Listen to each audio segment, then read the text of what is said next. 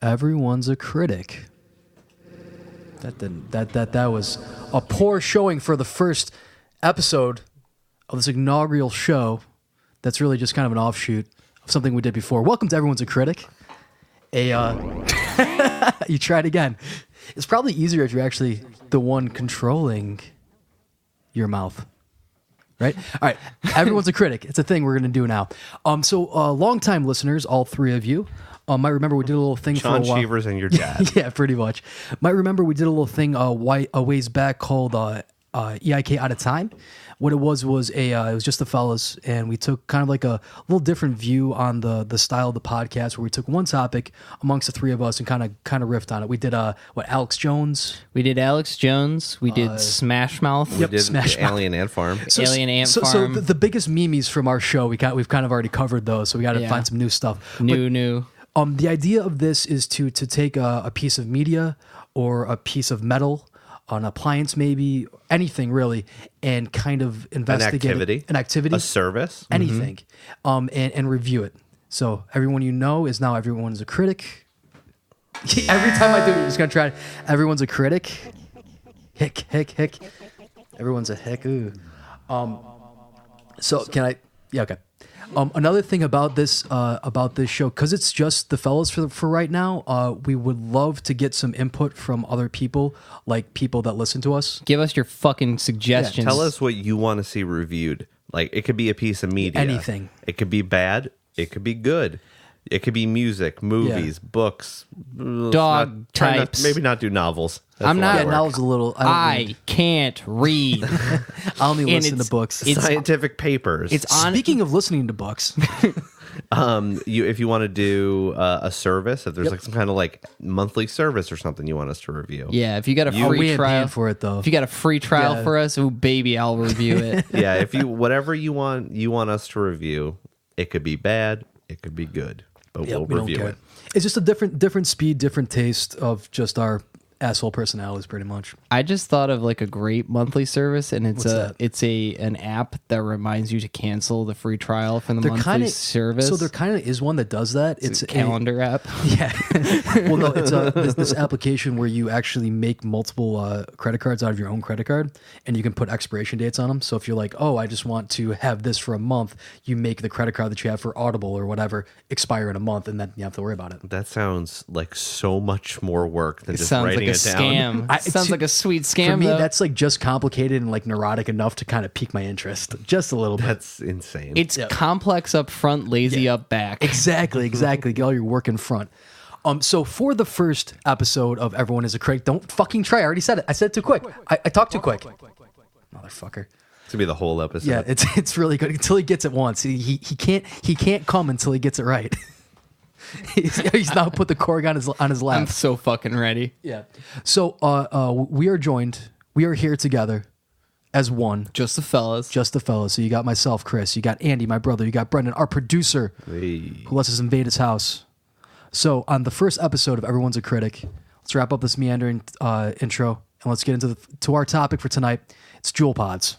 Oh no. No, it's not. No, we're gonna talk. Jesus Christ. This could be the whole episode. Yeah, I'm gonna have to take it from him. Just say it slowly so I can do it. I'm gonna say what the topic is, and I'll say it slowly. Okay. We're gonna talk about True Detective Season 3 on Everyone is a Critic.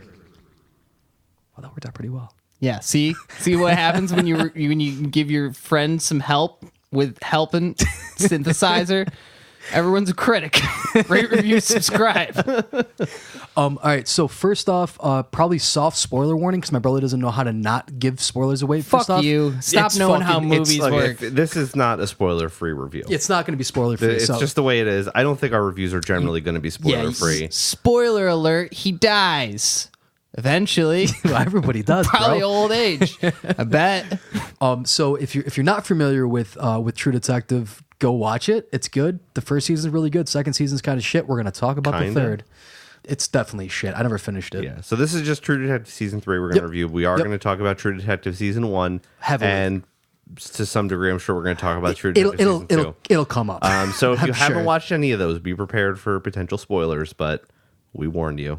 So the idea is to kind of keep this a little bit looser than everyone I know, where we have like the 3 main beats that we go through, so 3 main topics. But we're gonna try to keep it a little bit structured. So let's start off where like one talking point right off the bat. Let's compare this season to season 1. What do you guys say? Jesus Christ. Yeah. Okay. Just real quick gut check. I liked both of them, and I also like TV. It's fun to watch. Okay, how about this? Strong performances in both seasons, and I think that Mahershala Ali was, if not as good as McConaughey, he surpassed McConaughey. Mahershala Ali held the performance of both McConaughey and Woody Harrelson in one character. Oh no, you're discounting the other dude though. I think. Yeah, what's his name? I couldn't tell you. Yeah, that's why, because it's not important. He's in the e-cigarette commercial. I think as a Wait, what? He's in an e-cigarette commercial. Look it up. Oh, that's awesome. Just search True Detective. It always comes back to e-cigarettes. True Detective e-cigarettes. It probably. Why can't we get a sponsorship from Juul? How fucking hard we is talk about him every fucking week? I think though that the number 2 guy there. I'll look up his name. He had a better performance than Woody Harrelson did. I almost said Woody Allen. Now that's a season I would watch. Oh, jeez. Looks like this young girl was murdered. Looks like this creep married his stepdaughter. Oh wait, it's a me. Now he's Mario. It's me, Woody Harrelson. I'm sorry, Woody Allen? Who the fuck are we talking about? I make movies about dating younger women than me. It's a coincidence. Not a big fan of him. No, me neither. I think that season we talked about this briefly today earlier. Seasons 1 and seasons 3 were, I think they were both too similar. Yeah. And also trying too hard to be too different at the same time. My working theory with that is they fall on their face so hard on season 2 because they went just batshit insane. Outback Steakhouse, no rules, just right. Too many characters. Mm-hmm. Too many plot lines. I picture this guy putting this together, and he's got like a flow chart. Oh, he definitely does. It hits all the same beats. Like episode 4 was intense, just like in the first season. And I think you're being 5. Oh, 5, yeah. Yeah. It was, and I thought of the exact same thing because the reason I watched season 1 was because you would not shut the fuck up about episode 5. It's so good. And that's episode 4, isn't it? The one where he goes to maybe the it's 4, whatever it is. Meth episode. Yeah, the meth episode. The meth episode. But I think the thing is that when comparing the 2 seasons, like the second season tried to do something totally different. Tonally it still had a similar tone, but you had it was dark, way more dark and characters. sad. That's about the only similarity. Yeah, but you had tons of characters. Cops. You were did have the also weird the allusions same. to kind of weird fiction and that kind of stuff, which is one of my favorite parts about season 1 was the stuff about the King in Yellow and stuff like that. Carcosa, baby. If you're familiar with all the stuff that's being referenced, it's pretty awesome. Yes. But when it came to season 2, they tried to do a lot of the same things with the weird bird mask and stuff like that. But it's just too fucking much. So if he's got like all this stuff laid out, like Glenn Beck style, like on a chalkboard with lines drawn between everything, I feel like he just didn't have the time to make it all work because it was rushed too. Yeah, watching it and thinking of it from a writer's perspective or from an editor's perspective, especially for me, it was very.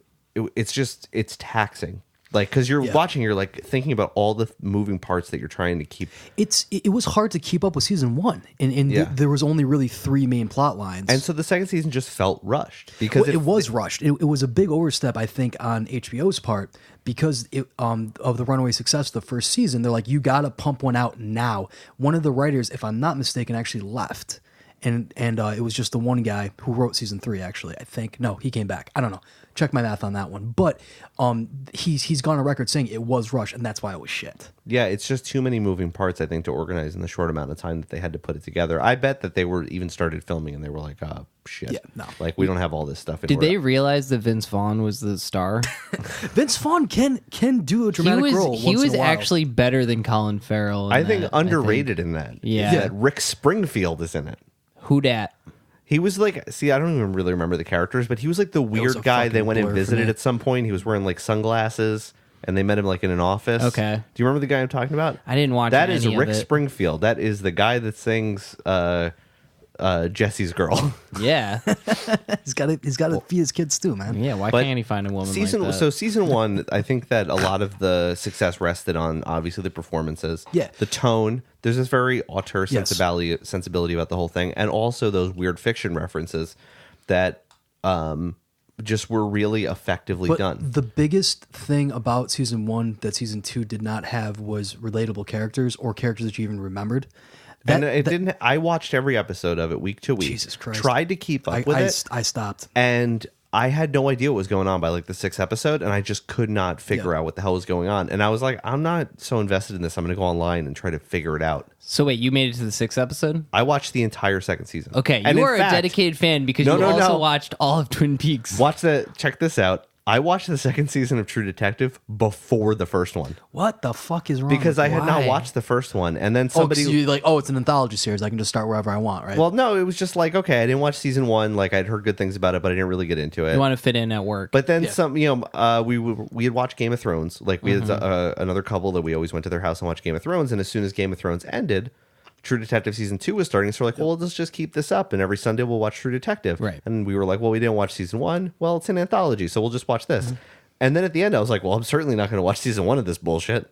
But then Chris kept talking about how great season 1 was, and I was like, okay, like episode Chris 5 generally is has really good good. recommendations. I got to watch this. I don't know if you've heard, but season 5 was really good, or episode 5 was really good. we could talk about that. I don't episode want to for a talk about second, that episode. because it's so fucking It good. is It's so like a good. single shot. There's a single shot. It's amazingly done. And Yeah. You went to it's film so- school, single Mad shot Max stuff. Fury Good. Road Got was a my really dick good hard. music Music video. You mean? video movie. Mad Max Fury Road is like legitimately, I think, might be the greatest action movie ever. Oh, I made. saw have you seen the moving black and white forward- one? Hold on, I gotta say something really quick because I saw a tweet that made me think of you, Chris, and it was film Twitter is everyone being completely pedantic and mean to each other until somebody says Mad Max Fury Road, and then everybody smiles and go to sleep. Yeah, that's pretty much it. Like it is kind of a ubiquitous movie. Everybody fucking loves it. It's a film nerd's paradise. It really is. Have you seen the black and white version? I've seen clips from it, but I haven't sat down and watched the You whole should thing. watch the whole thing. Like the Silver and chrome. The dialogue's super low, so you really can't even understand what they're saying. It's very orchestral. It's I'm way- really interested in seeing it. It- But it was the back way the movie was to supposed to True be. Detective, Okay. Yeah, season which is 3. not black and white, but is just endless sepia.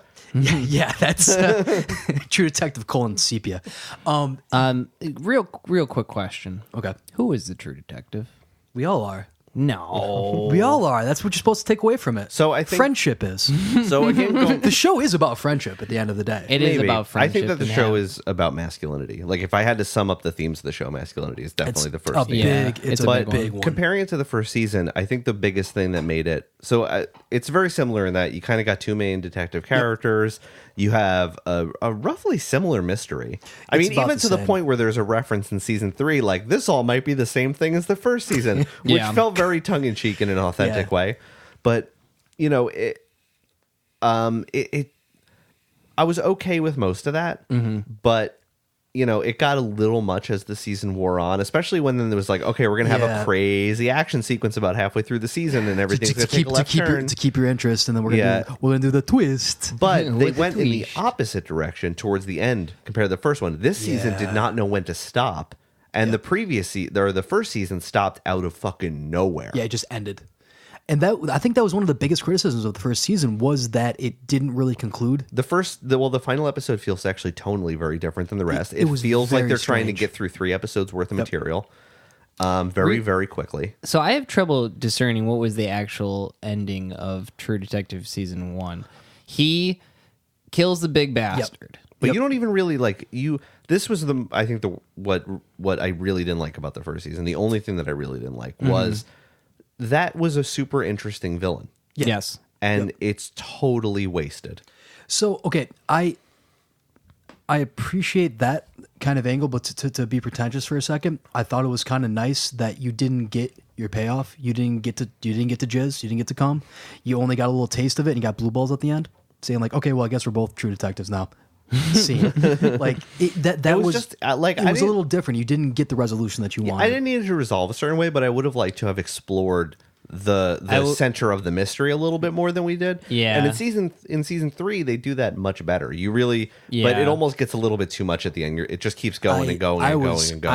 I have a criticism of season 3. I got a couple. All right, you ready for it? Go for it. So much exposition on what Holy happened shit. and why they kidnapped the kids that I didn't even give a shit at that point. I like tuned out when they're like. She was like, she wanted a kid, I guess, and then Yeah, she there like was a kidnapped kid the kid, there, and then I got one eye. yeah, It was a little awkward and then for she a gave him show that- drugs, and the guy let her they go. They just like spelled out. It's like, all right, so people that weren't paying attention for the entire season, here Yeah. you go. Yeah, Here's for the a reason show why. that does such a good job of showing, not telling, Yeah. it's a little weird when it just cuts to exposition for like 20 minutes. I Yeah. think one of the problems I had was the poor performance by Mahershala Ali throughout the no actually the underutilization of him, because he never really had, like, okay, you think of McConaughey's performance in the first season, like when he's interrogating people and like he's like, they'll take it easy on you if you just admit Yeah. it, like all that shit, and then like the look on her face when he realizes she's like, you just copped to a double homicide and just walks you out been the fuck. had.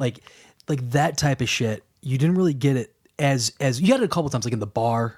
You did, but I think that that's part of how different of a character ultimately he's supposed to be. I just wanted Russ Cole again. To be perfectly, yeah, to be perfectly who honest, doesn't? I really But- did. I wanted Russ Cole. I wanted Mahershala Ali to play Russ Cole, but he didn't. Which is good. But I liked, so I mean, it's still a very subdued performance in similar ways. I mean, the show Wait, is are you subdued. saying McConaughey's performance was subdued? I in thought the his fir- performance was subdued. Y'all are crazy. Watch that season parts, again. dude. It's so fucking goofy. It's not like he's some the Crispin goofy- Glover fucking over the top like freak He's out. he's the goofiest motherfucker Yeah, it's on goofy, the goddamn but it's planet. still, it's very, the tone of it is very subdued. Yes, and those I moments agree. stand out so much Yeah, because of how subdued it is. we had this conversation before, Andy. You're like, well, I don't know if the first season holds up because it's almost like a caricature. Well, McConaughey kind of invented that. They didn't invent it, but he made one of the more contemporary versions of that type of character, the nut job that's just trying to keep it together. The fucking He's just, Jedi detective. well, not so much that he's a fucking that's- psychopath that's just trying to keep it together, man. Okay. He's like just Yeah. on the edge. He's right there. He's talking about the psychosphere. He's smoking mad cigarettes. What's that movie he's in with, where, Killer Joe? no, the movie. I can talk that about was Killer a- Joe No, the for movie fucking where hours. where man. like Great movie. it's him telling the story, and he's telling the story about when he was a kid and his dad was convinced that they had to kill all these people. No. I don't know that one. Mud? No. That was definitely not Mud. Was it Interstellar? Yeah, that sounds like the plot. of Was it Interstellar. was it failure to launch? No. Was it the Lincoln Lawyer? Maybe Is that it was, the one with Samuel L. Jackson? Lincoln Lawyer? Yeah. I didn't see it. There's like, I can't No, remember. you're thinking of A Time to Kill. What does Sammy J say in A Time to Kill? Oh, A lot of things. he did, and they deserve to die. Or, Oh yeah, yes, they deserve to die, and they hope they burn in hell. Very good. All right, I think okay. First of all, the other actor's name is Steven Dorff.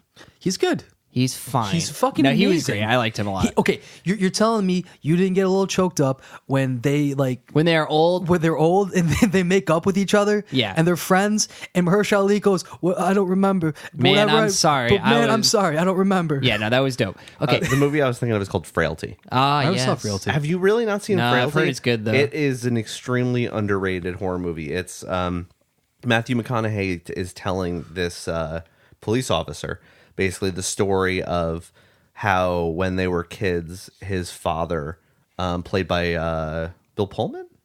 No. I can't tell you who was in that movie because I didn't see it. So he's telling a story about his father. Bill Paxton. Bill Paxton. plays his They're the father. same guy. And it's the story about how when they were kids, their father became convinced that God was telling him that he had to kill bad people, and that him and his like two brothers who were young kids had to go and like kidnap all these people, seemingly innocent people, and kill them. Sweet. It's an excellent movie. It's really good. Was that the beginning of the McConaissance? Of the what? The McConaissance? The Connaissance. I think actually it was. But anyway, so I think that he's really good at playing those subdued characters that then kind of spike through with like this weirdness. Yeah. Well, because he's a fucking weird dude. Yeah, he's like if your man Nicolas Cage had like a Ding. if Nicolas Cage had like a really really good ability to restrain himself once in a while. Yeah. Impossible. Okay.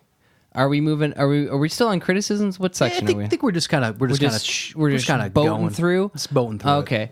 I have to say something about season 3 of Okay. True Detective. Okay. I didn't give a shit about the kids Yeah. who were killed. Did you though in the first season? Yeah, I did. And because it like was still kind of looming, you know? Mm-hmm. In the first season, you got this pedophile lawnmower man. I think the only thing in the third season that helped with that was the scene where he loses his daughter in the store. That was and a little bit more of that, scene. like really, I think would have done more to kind of bring together the way that the case affected him, because you really just had to rely on his obsession to Right. itself communicate to you its effect on him. Yeah. But there wasn't a lot where he got a chance to really like show it substantively impacting him. There was basically that, and then the confrontation he has with his girlfriend, future wife. Yeah. She was excellent too. Yeah, she was really good. And I really liked that they just did not really talk about Like what happened? like to what her. happened to her, like not relevant, not part of the story. They did the stuff that they left out. I felt was actually good for the most part. Yeah. Did you guys at any point think that she was in any way involved in the case? That was a big like red herring. I It feel was a like. red herring, but it was a fun one to watch. Yeah. That. Yeah, I mean, I think the three kids from the West Memphis Three were also clearly kind of a red herring. Yeah. That I was just waiting kind for of it. faded away. Well, pretty so quick, I my thought. prediction that I was very confident in pretty early in the show, based on the hints I was seeing, was that prosecutor was going to build his career on convicting those three kids, and then it was Right. going to turn out they didn't do it. Right, it was West and then they Memphis just Three, so- like but the way that they revealed to you that it was the other guy that gets convicted of it, they just like drop his name. Yep. Like they don't show you. They're just like, yeah, and that's why Bo was convicted. You're like, I was like, wait, what? Did I miss something? Yeah, back up. Yeah, it just But because that- he killed like 10 cops, all of a sudden he could have maybe killed 2 kids. I really liked the way that the mystery unfolded. Yeah. It's just, but the exposition was rough. There. I think that What are we talking about now? Do we move on to a specific topic about just this? keep on rolling with it. One of the things that I really did enjoy were the small little scenes that were like super powerful, like when he's gonna shoot the dude that got convicted. Yeah. And then like later on, it's like, oh, what's going on? He's like, hey, some motherfucker wanted me to carry his water. I'm like, oh, that's Yeah, that was that's nice. a way to put that. Speaking of scenes where crazy shit has happened and people had weird reactions to it, when he was burning his clothes after they murdered that guy, Yeah. the witness guy or the guy that was facilitating it, the former cop, why was his girlfriend, or it was his wife at the time, why was his wife cool with that? She was like, are you cheating on me? He's like, I'm burning a suit at 3 a.m. Well, I mean, it's no, just I'm bizarre not. behavior. But like that's murder behavior. Oh, yeah, that's yeah, it's not pretty clear bizarre. murder That's like behavior. clear. Like you want to eliminate evidence. You're a policeman and you're doing this. She's like, "Are you cheating on me?" And he's like, "Things are complicated. I'll talk to you about it in the that actually morning." kind of leads me to, I think, one of the weaknesses of this format is that the telegraphing has to be so perfect. It does. Or it fails. And so that it was telegraphed they had done something wrong. So you see it coming a mile away that taking this guy is going to when go they badly. finally take him in, And so ultimately it deadened the impact of that scene because they had telegraphed these guys did something they don't want police to know about. Right. So this format's really hard to balance, and especially this time around because it had the 3 different concurrent timelines, arguably 4 because there were some scenes that took place in a 4th time. right, Yeah. which was kind of like the later period of the middle period. Yeah. Is that what you're talking about? Yeah. Yeah. One of the things that I thought was a criticism I had of it was in the first season you had this overwhelming sense of dread throughout the course of the series of the season rather, and it was like you're like maybe that's why you cared about the kids, or like why you thought that McConaughey was so explosive because like there was always this like leering like anxiety almost like what's gonna fucking happen next. Whereas this one, it wasn't there. It was more just kind of like existential terror of like losing your memory for me. I think that Yeah, that's so a big I'm going to one. get a little like grad school on it and be pretentious about it. I think that it fits the themes that they were going for. So Yeah, the it's a first different season, for anybody who's not really familiar with The King in Yellow, Carcosa and all that, it's basically a story about a play. Yeah, it's a fictional play. Yeah, it's a fictional play that if you see it, you go mad. And that's the story behind it. But the first 2 acts were supposed to be totally normal, but then in the third act, something happens, and it drives everybody who views the play mad. Right.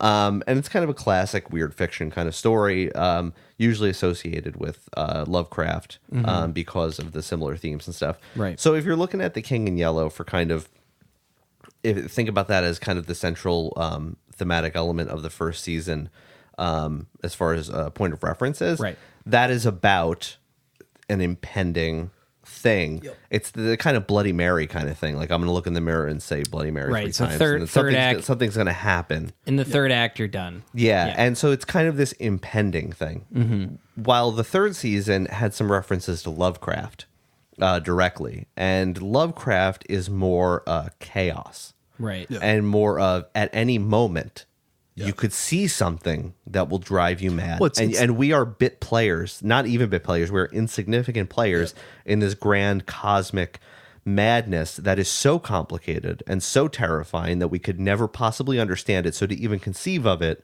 would drive you insane. My question was, so what specifically do you mean are the Lovecraft elements of the third There's season? I mean, do you like the references themselves or like the... Whatever comes to mind. So, I mean, the first reference happens super early. There's you see a D&D book called The Forest of Lang. Okay. That's not an actual D&D module. Okay. That is... Thank you, Brendan. you're welcome. Damn. That is a reference to a Lovecraft place called the Plateau of Lang, which is like it's a misty shrouded dimension where you can't really see anything. So you're kind of constantly covered in this mist. So Lang is used in other works often to refer to a place. They'll call like an island Lang. It'll be a place that's always shrouded in fog. Yeah, like in Game of Thrones. Yeah.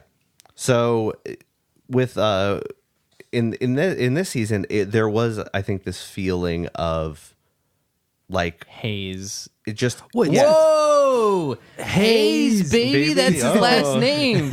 Dude, I'm so fucking smart, Brendan. It's I know. crazy that you You just taught me. out-grad schooled me, Dude, yeah. I just fucking... Dude, it's all the marijuana in my brain.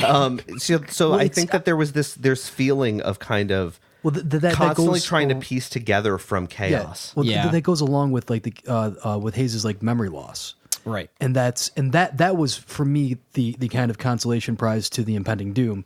So like you're saying, it wasn't a it's going to be around the next corner. It's just always there, and it's always eating away at Hayes. He doesn't know what he remembers. It's what he always doesn't. just under the surface. Yep. Well, in the first season, it was There's a coming force. up. There's a force. There's something that's coming. There's a big Yeah, I dude like on a that. fucking what's it called, lawnmower, who's gonna eat your kids. Hey, guys.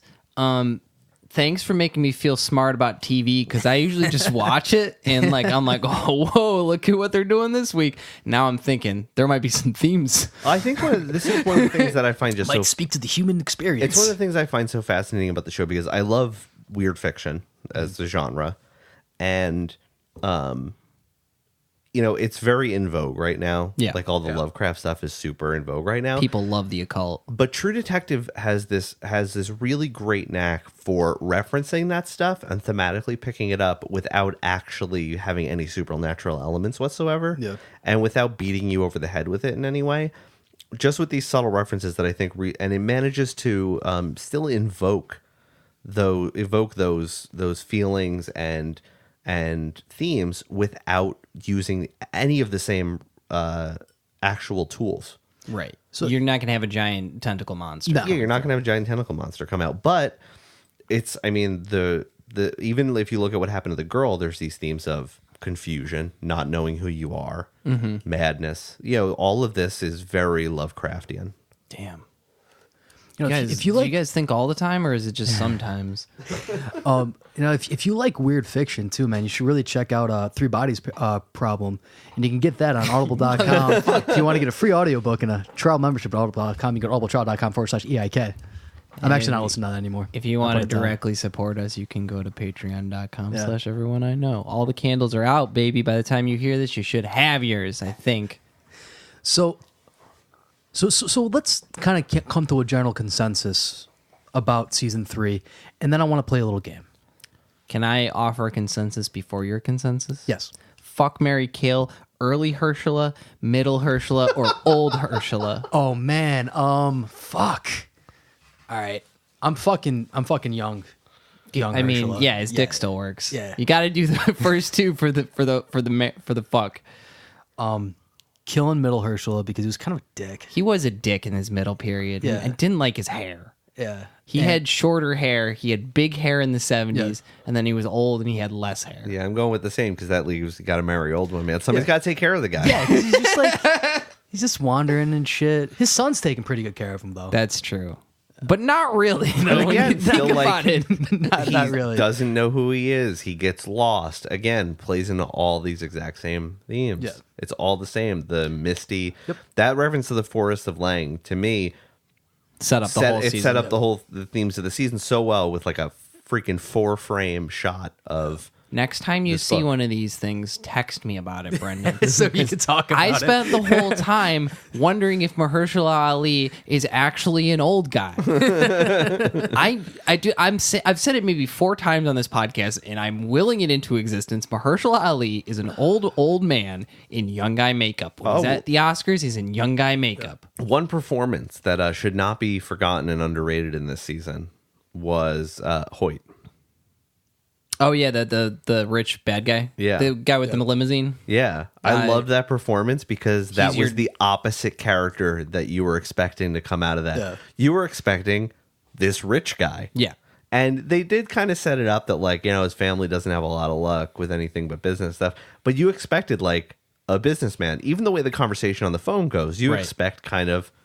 And instead you get this guy who's dressed like he's ready to go hunting. Right. He's drinking out in the woods. drinking out in the woods and disheveled, and it's just not the character you expect at all. And I've always been a fan of I can't even remember his People name, with the same last name as you. yes, I've always been a fan of that actor, and I can't remember his name. He plays Yondu in Guardians of the Galaxy. Oh yeah, it is the same guy. Yeah, is yeah. that dude? He's also in Mallrats. Is he? He plays Yondu in Mallrats. Yeah. Yeah, yeah. He's the father in Mallrats, Fun fact about season 3, and he's in Walking Dead. He plays Yondu in that. He's really typecast. It's too bad. He can do so much. The mother of the kids that got kidnapped there, that is what's her name's daughter, Deer Hunter, Devil Wears Prada. Why can't I think of her fucking name? Meryl Streep. Yeah, Meryl Streep. Oh, That's- really? That's Meryl Streep's daughter. Oh. Yep. Whoa. Oh, one Damn, give her an Oscar. Yeah, exactly. It was an amazing performance, right? Give her 2. I don't care. One of the other things that I think you can't talk about the season without talking about is its handling of racial issues. Yeah, they yeah. did a good job. They really did. Excellent, in my opinion, as a white dude. I mean, I don't know how much my opinion's worth on this regard, but I thought that it was handled in a very real way.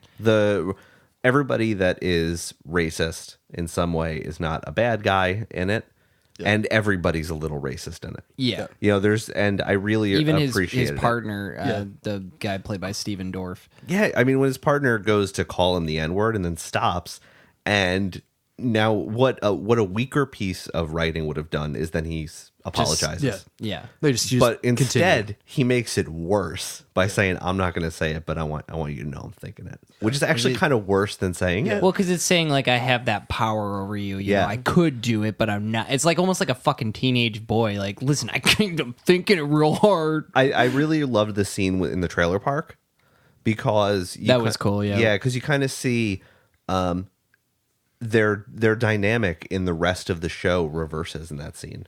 Right. Because usually he's the one kind of ferrying Wayne, right? Wayne was his name? Hayes? Yeah. No, it's not Wayne. I don't know why I'm thinking it's Wayne. Ali's character. Yeah, that's Hayes.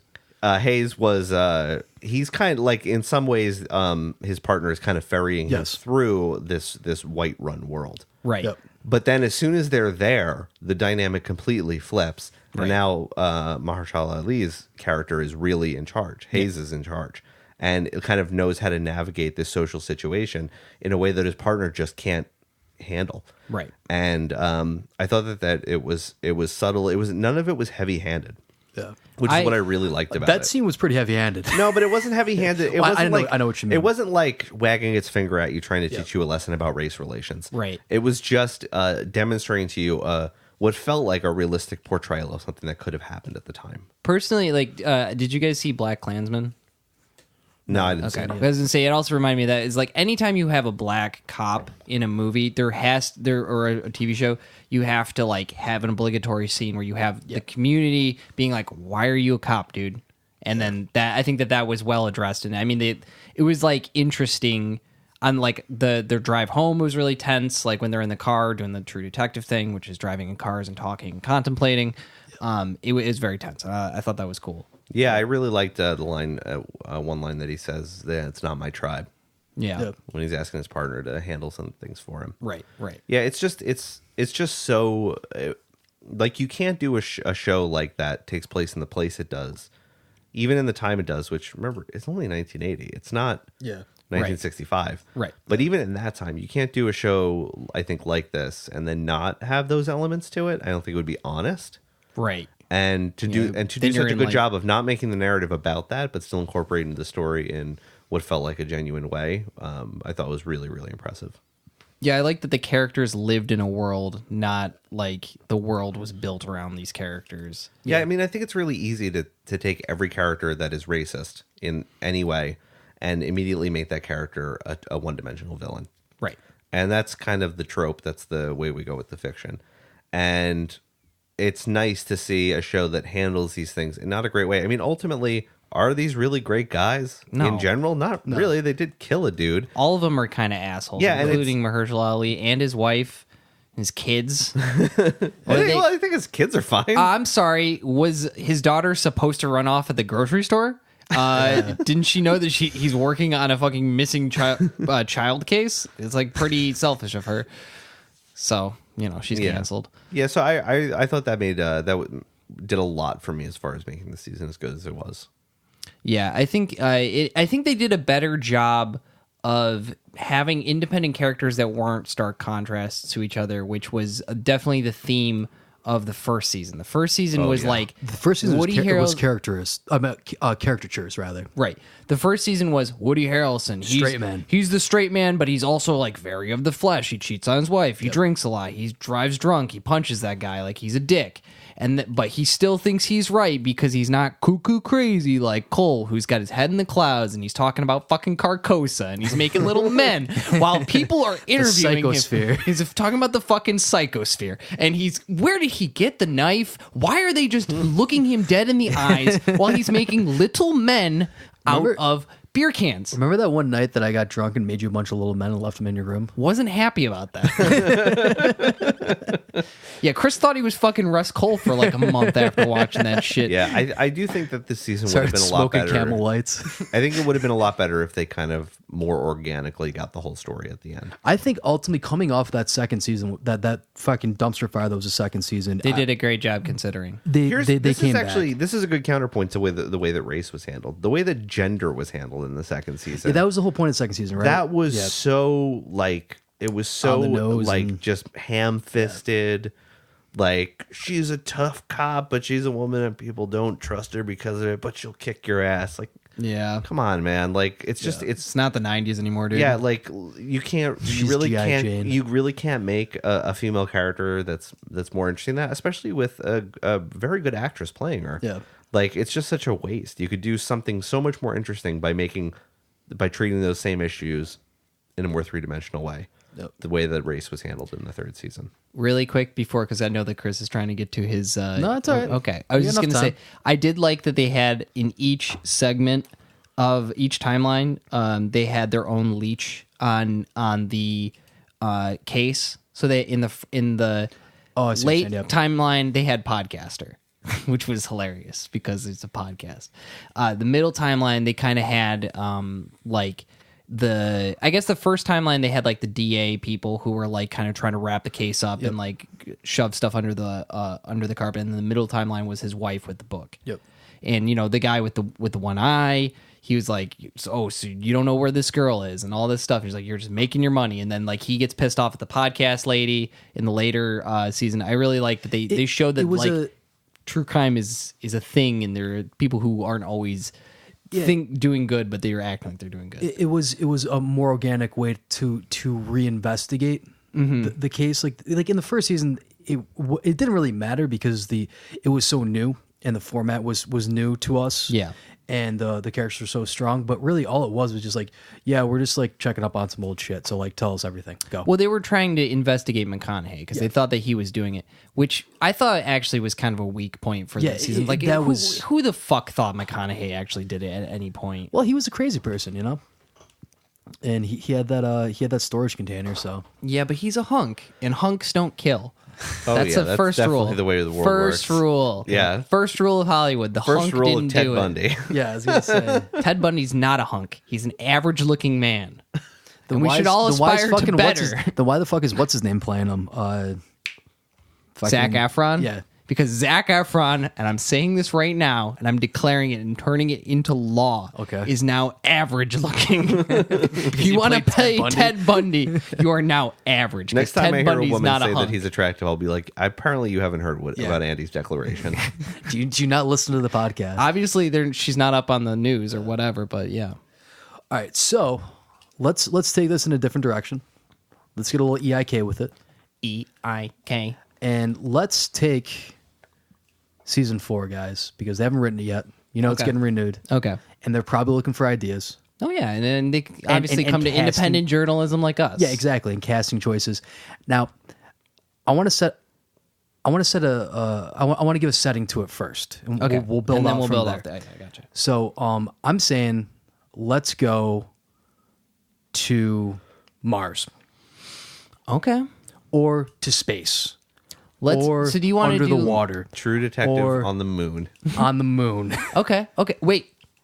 There's an angle here. I got a better angle, but let's hear your angle. Okay. My angle is True Detective on the Moon. We're going to investigate the secret Russian military base Whoa, On the moon. in a not too distant future, in a not too distant future. Elon Musk Is has present. colonized Mars Okay. and And Matthew McConaughey from Interstellar is there. is there with his daughter. He's both old and young. And he's at got the same 2 time. watches. He's got 2 watches. For when he's old and when he's young. It's like you can tell the difference between them. Yeah. All right. What's your angle then? I think Brennan? we should rein it in a little bit.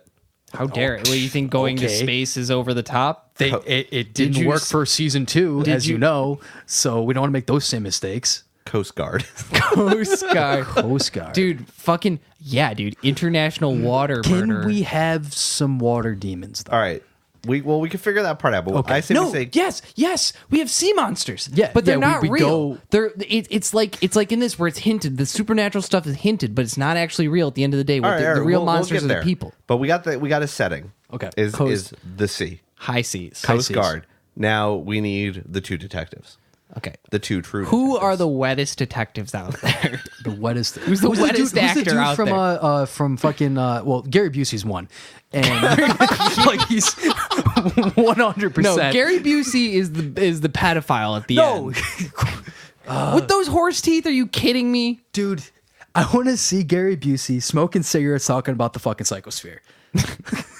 Maybe Gary Busey is a copycat Matthew McConaughey. No, no, no, he's watched True one of the Detective season 1. He's one of the timelines. Just okay, so we have another actor, Yes. and then just Gary Busey is playing the old version of them, or the middle version, just to shake it up, or the young version. Yes. Okay, so we're on the high No, seas. no, wait, I got it. What It's is that? Gary Busey. Okay. And Gary Busey plays old Nick Nolte.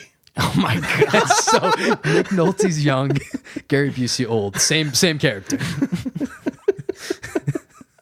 Okay. So who's his plucky assistant? So wait, is Gary Busey is he the straight man or is he a Russ Cole? He's got to be the Russ Cole. I mean, Well, he could. is there anyone crazier than Gary Busey? No. All right. These boys are gonna get wet. Yeah, they are. So let's think about who looks good wet. And the answer, Zac Efron. Zac Efron, very true. No, he's very average. Yeah, sorry, I'm sorry. Downgraded to average man. Oh, okay. So, Pauly Shore. wait, no, Pauly Shore needs to be the main villain. Because he's the wettest guy. Is Pauly Shore the old? Oh wait, I got it. We can bring this all together.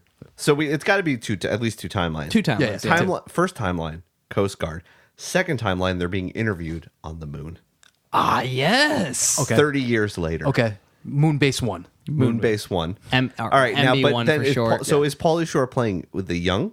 He's going to play, okay, he will play young but still middle-aged bad guy. Okay, and then in the 30 water. years, He's the older version of him, Cher. Yes. They got the same hair. All right. This is what I say. So it's on the high seas. Okay. Right. So the Coast Guard, there's some type of water crime being committed. Somebody goes pee-pee in the pool. That's exactly the Coast Guard slogan. There's some kind of water crime. Water crime somewhere. Okay. I think...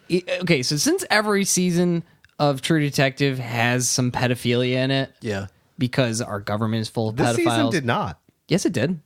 Well, I guess it wasn't pedophilia. Yeah. It was suspected to be. Yeah, he just knocked his head on a rock like a doofus. What a fucking dipshit. What a fucking idiot. He got killed by a rock. Rocks don't even move. You fucking idiot. It's like hitting a parked car. All right. So, high crime sees crime. Yep. I think that, okay, Pauly Shore he's still at Waterworld. He's in the middle of the ocean, okay? He's got the coca nuts and, buddy. Buddy. He's got his easel. Anyway. Thank you, Shane O'Sullivan, for teaching me how to do the Pauly Shore. He does a much better Pauly Shore than me. Okay. So he is still on Waterworld. Okay. He has kidnapped children from cruise ships. Oh, so wait, Pauly Shore's our villain. Pauly Shore is a bad guy Okay, in he's real a life bad and boy. But we in still need a this second show. detective. Yeah, okay, we'll get there. Okay. All right. I got maybe We already did this. Gary Busey. No, Gary But Gary Busey's Busey one of the is detectives. he's You the need two Russ Cole. detectives. I thought we were going to have Gary Busey and Pauly Shore. No, Pauly Shore's the bad guy. We can't know who the bad guy is already. And if there's somebody that's the bad guy at the outset, they're obviously not going to be the bad guy later. Okay. Well, maybe he's in Waterworld. He's a bad guy. But turns out he's just giving those kids a place to sleep. How about and someone else was raping How them. about Pauly Shore is the kid that disappears? Oh yeah. Ooh. So he's on Moonbase 1 or MB1 for short. Oh, and they find him on Moonbase 1, and find him on he Moonbase takes off he takes off the sheriff mask, like, oh, I'm the kid the whole time. Yeah, it And turns out twist. I was never dead. Okay. So it's Gary Busey and Nick Nolte. It's one. No, detective. That's one character. that's one. Oh, I'm detective. sorry. Yes, that's one. That's one detective character. Now, who is the other detective? who looks good, wet and in space. Can it be Gordon Ramsay. No, not an actor. How Also, about Mahershala Mahershala Ali playing the exact same character. Mahershala Ali playing his character from Green Book. I never saw Green Book. It wasn't good. Don't see it. Okay.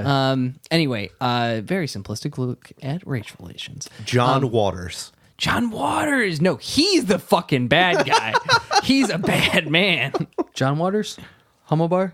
He's a pink flamingo. Oh, fuck yeah. He's got a good old fashioned pervert mustache. All right. He's established Moonbase 1. He just makes fucking weird movies out him there. and Gary Busey are the two detectives. The old detective. They got different approaches. Yeah. Gary Busey's approach, yell at it. Yelling. His approach, fuck it. These are conflicting approaches. No, Gary Busey yells at John Waters while he's fucking it. I'm gonna put a name forward for the second detective. Okay. For the straight man. Okay. It's not gonna be a man at all. Okay. Who is the lady who played the main character in Arrival? Amy Adams. Yeah, Amy Adams. Can we get an Amy Adams with the hair, the red hair? That's true. Good cinematography. Well, she could play herself from Sharp Objects. That's fine. Yeah. Okay. She's got all the scars. Yeah, she's damaged. Yeah. Like the Joker. Oh, wait. No. Oh, wait. Should have said that. We cannot have Hot Topic Joker. Yes, we can. Gabers, rise up. We live in a society. We live in a on the fucking moon. society on the moon. Oh, Jesus. Jared Christ. Leto is doing the interview Okay. in the 30 The years later on the interview. moon. With the rest of Maroon 5. So let's just reset here. Timeline 1. Drops to Jupiter, right? Timeline 1. I can't do this Coast joke Guard. with you anymore. Coast Guard. Gary Busey, and Amy Adams. And Amy Okay. Adams. All right, And cool. 30 years later, on the moon, being interviewed by Jared Leto As the Joker. and Pauly Shore. No, it's Jared Leto in his character from the new Blade Runner. so Okay. he can't see shit. He's got very futuristic. He's blind eye. He's like this all the time. He's like, I am Jesus blind. Yeah. Okay, and then now, what is the inciting incident? I think that there is a murder on the high seas in international waters. That's something that people have told me happens. I've never seen it happen personally. Went on a cruise. No one was murdered. In fact, people were rescued. You should ask for your money back. It's true. Gotta say, I should get my one back for 2 cruises now. No one was murdered. Nope. There was gambling, but no murder. Lots of gambling. So what do we do then? So do they find? Does the body wash ashore? I think it starts. It's got to be a kooky scene, right? Because that's what happens in every True Detective. You have some body is discovered, and there's something spooky wooky about it. So they're going through the seas, and they come upon a buoy, and there's just somebody impaled on the top of a buoy. That's pretty good. Okay. And Gary Busey's like, that's fucking weird. Or maybe he's like you're saying, like broken in half right down Can the they middle be in of a the submarine? Buoy. Yes, there's going to be a submarine. Are you Okay, kidding they me? be in a submarine. So like, That's how they discover it. Yeah, they're well, just- then he can't be on the top of the buoy. no. They breach, right? And it's like, ooh. And I just like the first scene. Periscope. The first scene is just Busey looking through the fucking periscope. Yeah, that's like pretty this, good. And you see his big fucking eyes, and it pulls back in his big fucking teeth. Yes. It's like, it's fucking weird. Somebody had that boy. You know what fear is? False expectations appearing to be real. So they find this man on the buoy. Yeah. But is it a man or a woman? I think okay. So we had a woman first season. We had kids second season. It's gotta be a dude this time. Okay, this so one's it's- for the fellas. It's a dude impaled on a buoy. They're trying to figure out what happened to him. Who's But the dude? the twist here is while they're just checking on Earth, he fell from the moon. Kicked out of Moonbase 1. Yes, he wouldn't game hard enough, and he got kicked out of Moonbase 1. You got to be an all-time Because Fortnite this is how champion. physics works. Yep. If you jump off the moon, you'll fall to Earth. Well, I mean, if Elon Musk does, he throw you real hard. Well, Elon Musk can't do anything because he's overrated. Anyway. Yeah, canceled too. Fuck you, Elon Musk. We never liked you. Don't listen I to just our can't old get ones. just the opening scene fade in. Yes, okay. Fucking Busey's Big, big fucking teeth. it's big teeth. Big teeth. Big with eyes. Big teeth. eyes. Big eyes. Zoom out.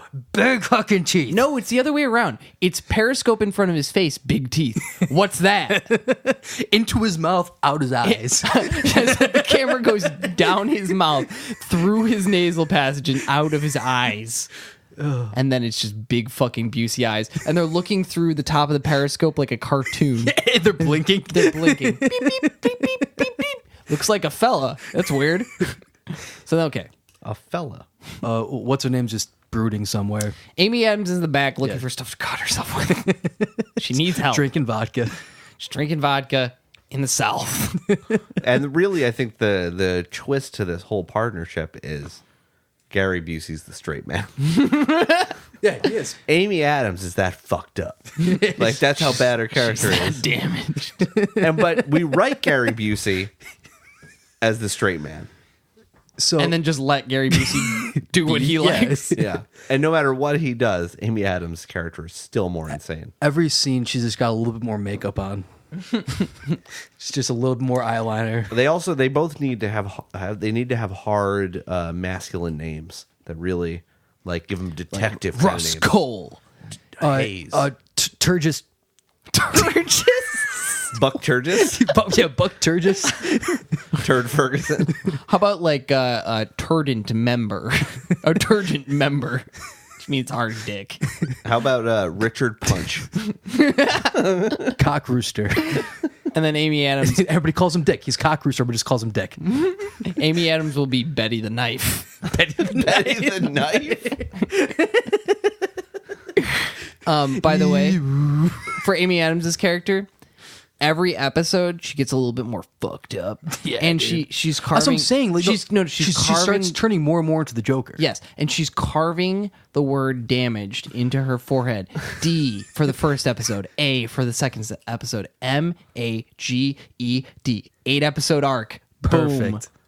Pay us. Now, HBO. these seasons of True Detective have some kind of literary inspiration. Mm-hmm. So we got to pick a literary inspiration for this first season. No problem. Waterworld. King in Yellow. King in Yellow, The most recent season was Lovecraft. Green Eggs and Ham. Dr. Seuss. yeah, it's Dr. Seuss. Not a real fucking doctor. That's the real scary part about it. The only reference to it is just like apropos of nothing. Gary Busey's like, Dr. Seuss wasn't a fucking doctor, right? That's like how he makes his point all the time. He's drinking a stiff fucking bourbon on the moon. No, he's not, because Nick Nolte is playing. Oh, He that's was right. on the moon. Right. Nick Nolte is drinking a stiff fucking bourbon on the moon. So what we end up seeing is we see that opening scene where they find the body. Mm-hmm. Then we cut to the moon. And on the moon, we cut right to camera pans down to Jared Leto. He's swirling a martini. Oh, the places you'll go, the things you'll see. That's what it is. But Jared Leto's not the bad guy. He's the interviewer, right?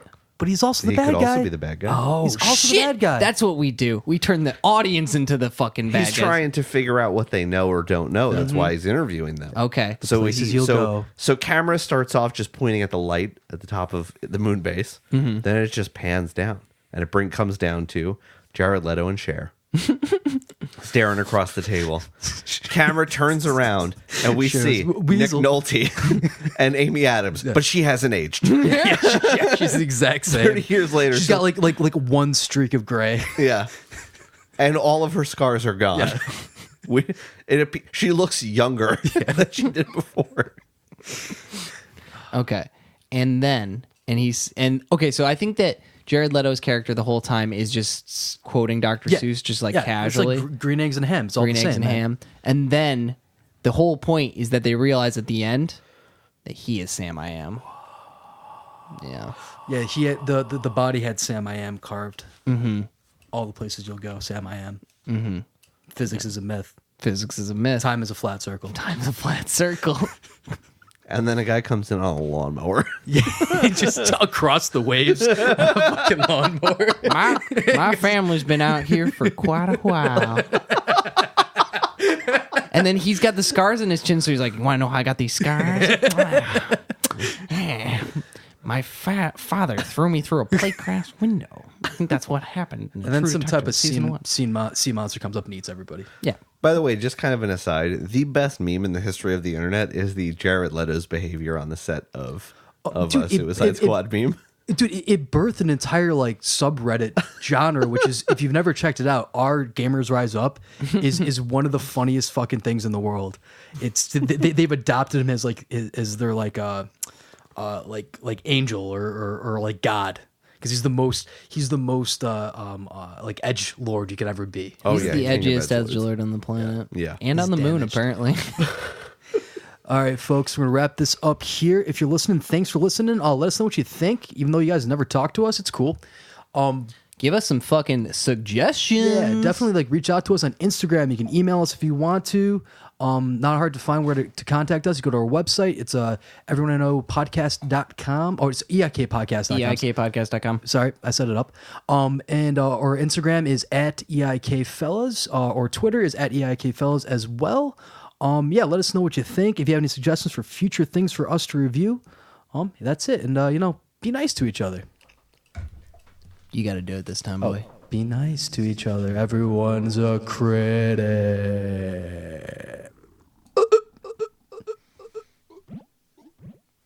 Well, like that. It's watery.